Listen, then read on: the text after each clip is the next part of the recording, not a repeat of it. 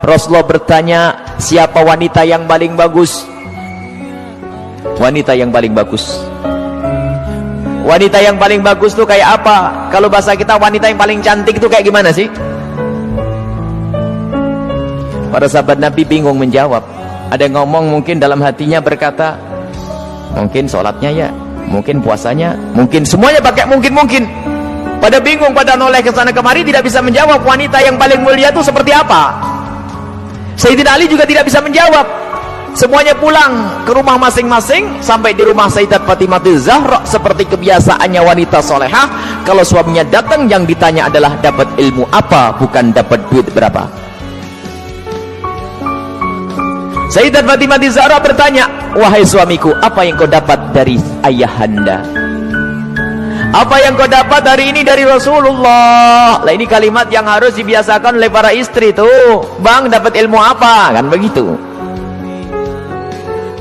Sayyidina Ali menjawab, kami dapat banyak, cuman kami juga dapat pertanyaan yang kami semua tidak bisa menjawab. Pertanyaan apa?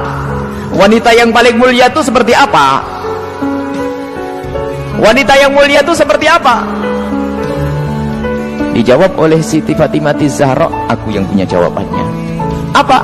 Dibisikkanlah di telinga Sayyidina Ali. Seketika itu wajah Sayyidina Ali berbinar-binar senang, wajahnya berseri-seri, mata berbinar-binar. Aku menemukan jawaban. Pasti aku nanti bakal dibanggakan oleh Rasulullah karena sudah punya jawaban.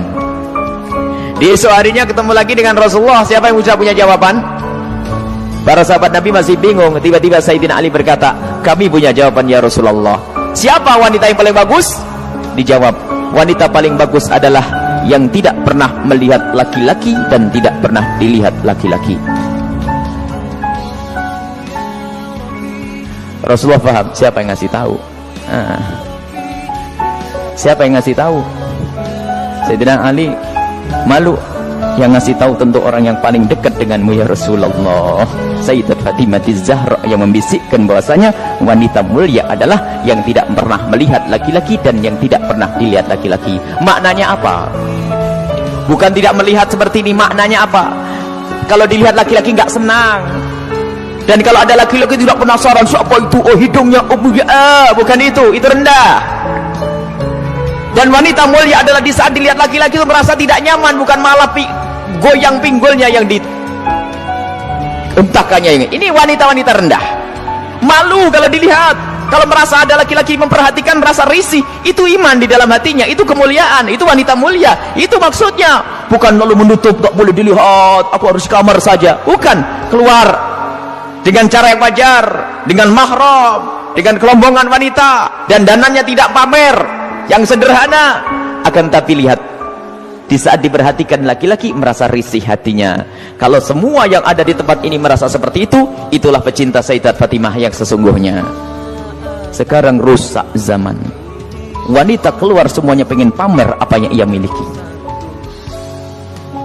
Sudah begitu ngaku, aku pengikut Rasulullah, aku sering hadir marhabanan maulid Nabi, ribuan manusia yang datang, aku insya Allah dapat syafaatnya Rasulullah. Tapi nggak nyambung dengan Sayyidat Fatimah Zahra. Jadi kita harus berusaha untuk menjadikan diri para wanita-wanita ini merasa tidak nyaman, tidak senang kalau tubuhnya diperhatikan oleh kaum pria. Ini iman, itu kemuliaan. Jadi tidak nyaman, dan itu ada sifat-sifat semacam ini. Ada merasa risih, ada yang masya Allah kalau sudah diperhatikan merasa, waduh wajahnya mulai putih kuning hijau tuh.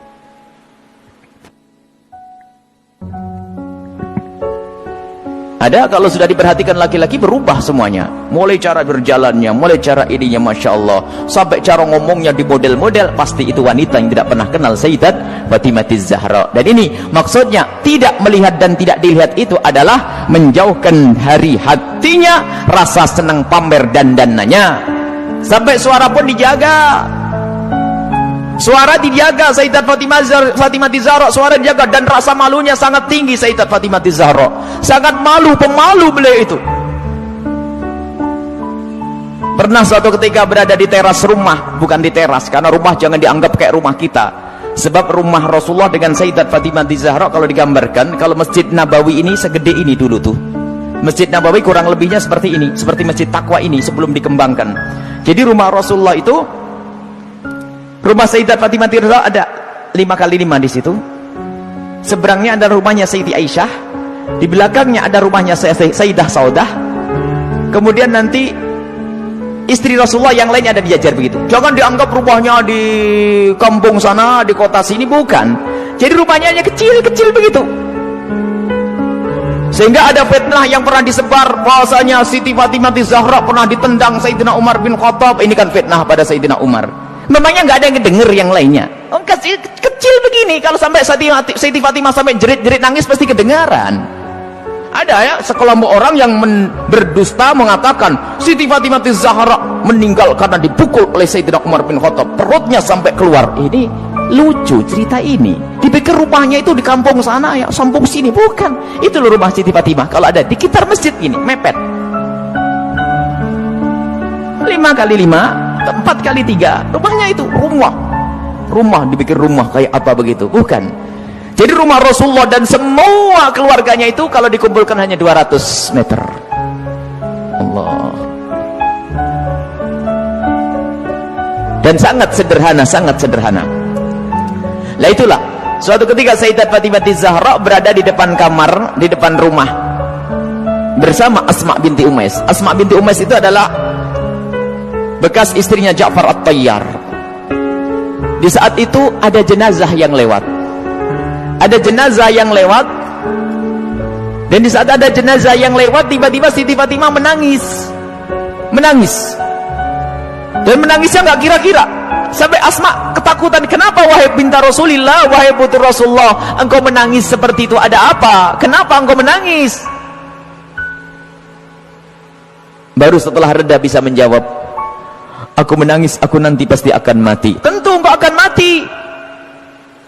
mati. Bukan masalah kematian, tetapi aku tidak ingin nanti seperti itu. Kenapa dia?